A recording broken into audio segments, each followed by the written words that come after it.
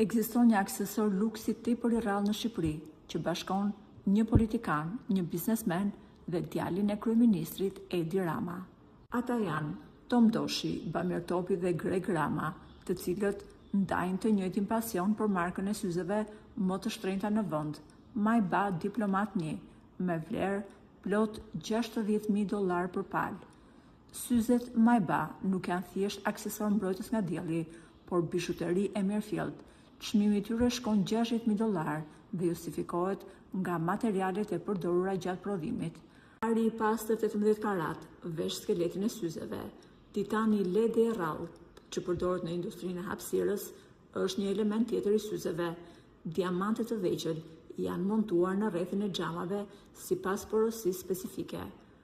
Ky detaj intrigues i showbizit dhe elitës shqiptare nisi të qarkullonte kur ish presidenti Topi u shfaq në një emision televiziv me një model unik. Ai pranoi publikisht se syzet nuk ishin as pak të lira, por i përshtateshin formatit të tij. Djali i kryeministit Edi Rama tërhoqi vëmendjen në zonën e bllokut, u fotografua me syze Majba. Ana tjetër, edhe Tom Doshi, i njohur për jetën e tij plot luks, është vënë re se kur ka dalë nga spaku, mbante pikërisht këtë markë syzesh.